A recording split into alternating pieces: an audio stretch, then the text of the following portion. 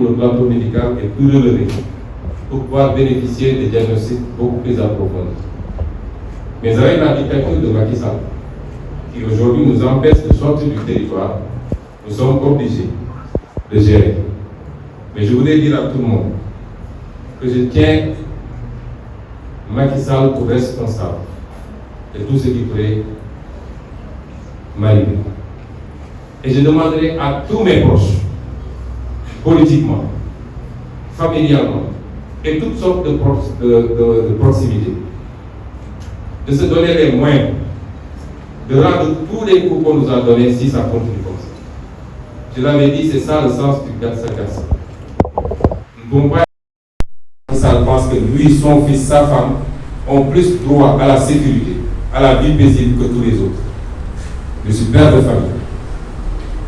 J'ai des époux, j'ai des enfants.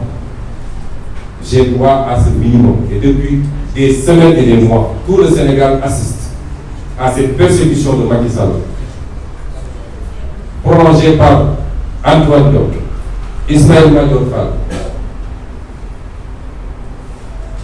le général Fall, M. Nack et tous ceux qui exécutent. Plus maintenant, quelques magistrats qui s'adonnent à cela. Quel que soit mon intérêt de santé, je ne baisserai jamais les bras. Ce combat, nous allons le continuer. Je continuerai mes tournées. Je continuerai mes activités jusqu'à la fin parce que nous sommes engagés pour cela. C'est un sacerdoce. Les délits. Je vous ai parlé des violations de mes droits. Mais à ce qu'il y a des délits, cette même justice qui s'acharne contre moi n'a jamais accepté d'instruire mes plaintes. Jamais. Jamais. Depuis ma radiation, en 2016.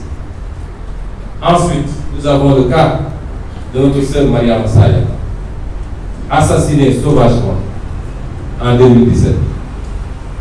Jusqu'au moment où je vous parle, la justice sénégalaise refuse de connaître et de traiter de ce dossier. La plainte sur les 94 milliards contre M. Mamoud Diallo, que j'ai déposée le 4 mai 2018 sur la table du procureur Abdou Karim Diop, sait que cette plainte est sur sa table. L'OFNAC a sorti un rapport pour dire que tout ce que Sonko a dit est vrai. Et la justice refuse de traiter ce dossier.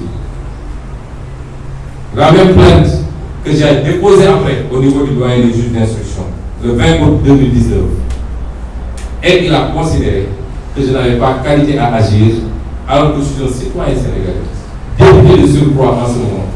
Donc, ayant totalement le droit de dénoncer des faits de corruption, des faits de détournement des deniers publics ou des faits d'escroquerie, plus particulièrement, comme l'a dit le rapport d'OFNAC. J'ai déposé le 5 janvier 2003 des plaintes contre le groupe des comploteurs. D'abord, auprès du procureur général de la Cour d'appel contre Maître Gabisso, puisque vous savez que les avocats bénéficient de privilèges juridictionnels. J'ai déposé également contre les sieurs Mamoud Diallo, Mbaye, de M. Mbaye là, si Ahmed Mbaye et la dame Anissa. J'ai déposé des plaintes pour complot avec des faits précis, des éléments connus, des actes, des relevés téléphoniques. Jusqu'à présent, le juge refuse, le procureur, les procureurs refusent de connaître de ces dossiers. J'ai déposé une plainte au niveau de l'IGAJ et de la Cour suprême le 8 novembre 2022 contre M. Serif Bassirou Gueye, avec des faits très précis. La justice refuse de traiter cela. J'ai déposé le 13 janvier 2023 une plainte toujours au niveau du parquet général contre M. El Hadj Diouf. Avant de passer à ça, je rappelle que si le procureur général M. Ousmane Diagne a été relevé, c'est parce qu'il avait décidé de donner suite à ma plainte contre Serif Bassirou Gueye. Immédiatement, Macky Sall a relevé ses fonctions. Contre M. El Hadj Diouf également, le 13 janvier 2023. Contre M. Abdou Karim Diop et Ibrahima Bakhoum. plainte déposée le 12 avril 2023 auprès du parquet général de la Cour suprême pour avoir violé mes droits à l'appel en annulant le dossier pendant le délai d'appel. La justice ne donne pas suite. La justice refuse de connaître du dossier des 14 martyrs assassinés lors des manifestations de 2021.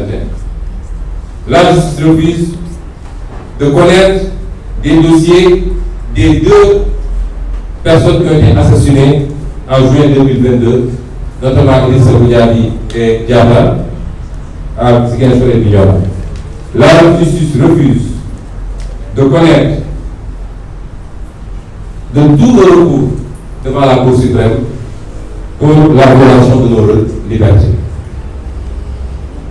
Comment voulez-vous que nous continuions à accorder le moindre crédit à cette justice, à lui reconnaître une légitimité? C'est pourquoi je demande solennellement à chacun de prendre ses responsabilités désormais. Que ces juges et ces procureurs qui agissent sur commande, qui ont cessé d'être magistrats depuis longtemps, qui ont trahi le serment et qui, pour des raisons strictement matérielles ou matérialistes, ont décidé de servir un homme et non pas le droit, nous ferons face. Nous n'accepterons plus qu'on nous fasse mal. La justice nous a fait trop de mal. Trop de mal. Il n'y a pas plus d'injustice que celle qui consiste à se cacher derrière la loi ou une institution pour faire du banditisme. C'est à quoi nous sommes en train d'assister, c'est du banditisme de personnes. Et ces personnes-là doivent savoir que nous n'accepterons pas de subir. Chacun prendra ses responsabilités. C'est vous dire également que nous avons décidé d'engager une campagne de désobéissance civique vis-à-vis de cette justice. Parce que quand une justice est injuste, nous n'avons plus l'obligation de la respecter a fortiori, d'accepter de jouer son jeu. Le contenu, vous le saurez. Mais à partir de maintenant, nous avons décidé d'opter pour une attitude de désobéissance civique contre cette justice injuste. C'était le premier point de mon allocution. Le second est lié au dialogue. On nous parle de dialogue, de dialogue, de dialogue. Mais celui qui parle de dialogue lui-même a dit qu'on n'a pas besoin de dialogue. Parce que dans son allocution, il dit qu'il n'y a aucun problème au Sénégal. Qu'il n'y a pas de prisonniers politiques. Que les institutions marchent bien. Que tous les Sénégalais sont heureux. Pourquoi dialoguer? Pourquoi dialoguer? Quand cela ne tient, on lui accorde cela. Mais la première question que je pose, que sont devenues les conclusions des précédents dialogues? Nous ne sommes pas des amnésiques. Il y a le dialogue de 2016 qui s'était conclu le 28 mai 2016. Et Macky Sall avait décrété cette date, journée nationale du dialogue. Le dialogue de 2016. Et ces concertations devaient porter sur des questions d'intérêt national qui impliquaient le pouvoir, les acteurs politiques et la société civile. J'interpelle tout le monde, y compris la société civile, ceux qui s'empressent de dire l'opposition doit accepter la main tendue. C'est ceux-là qui nous avaient dit ça en 2016. C'est ceux-là qui nous avaient dit ça en 2019. Et jamais ils n'ont pu garantir le respect des conclusions. Ce dialogue national qui était survenu 2 mois seulement après une vive polémique, vous vous rappelez bien, cette polémique était consécutive à la tenue du référendum, le référendum constitutionnel du 20 mars 2016. Et l'un des principaux points de cette consultation populaire, si vous vous rappelez, visait à réduire immédiatement le mandat présidentiel de 7 ans à 5 ans. Et 62% des Sénégalais avaient voté oui pour la réduction du mandat présidentiel de 7 ans à 5 ans. Macky Sall se retourne pour donner le dossier au Conseil constitutionnel. Et le Conseil constitutionnel a dit non, je ne dois pas diminuer mon mandat. 62% des Sénégalais vous disent, nous sommes d'accord, il faut diminuer. Vous revenez voir le Conseil constitutionnel, qui est une calamité en passant. Vous allez voir le Conseil constitutionnel qui vous dit non. Les Sénégalais, leur voix n'est pas importante.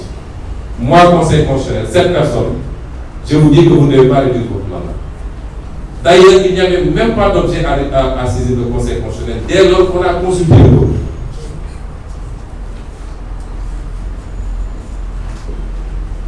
Alors, le second dialogue, c'est le dialogue qui s'est déroulé du mois de mai 2019 au mois de juin 2021, qui a connu une pause à cause de l'épidémie, de la pandémie du Covid, dirigé par M. Famara Ibrahima Sagna, mais dont le point le plus important était dirigé par le feu général Niang. Alors, je veux bien qu'on s'écoute. Qu'est-ce qui avait été demandé par l'opposition à l'époque? 1. La suppression du parrainage à défaut de le réformer pour le conformer aux standards de démocratie. Instaurer le bulletin unique pour combattre la corruption électorale et rationaliser les dépenses publiques liées à l'organisation des élections. Instaurer le financement public des partis politiques pour plus de transparence et pour éviter qu'il soit la porte ouverte à des puissances étrangères. Modifier le code électoral dans le sens de permettre l'accès au contrôle permanent du fichier électoral par la classe politique. Dissoudre la CENA, décider du ministre de l'Intérieur et créer une autre autorité chargée de l'organisation des élections. Discuter de la mise en place d'un cadre normatif de l'action politique et citoyenne. Renforcer les droits fondamentaux des citoyens et les libertés des acteurs politiques. Prendre des mesures pour apaiser l'espace politique. C'est de ça qu'on est en train de parler encore. C'est de ça qu'on est en train de parler. Les résultats de ces discussions, c'était quoi? Parce que c'est important qu'on parte de faits réels. Parce que sinon, Macky Sall, il ne pas que les Sénégalais sont complètement amnésiques et qu'à chaque fois, il peut reprendre les mêmes démarches en comptant sur l'oubli des Sénégalais. C'est pourquoi il est important que je rappelle tout ça.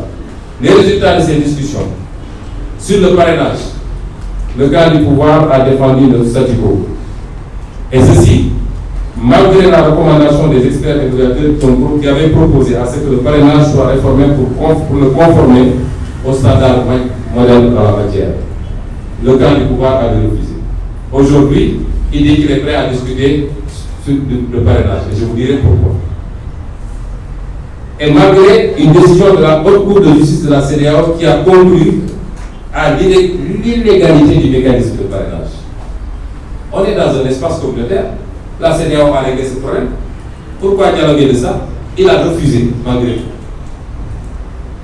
Et malgré également les recommandations du rapport de la mission d'observation de l'Union européenne qui demande la réforme du parrainage.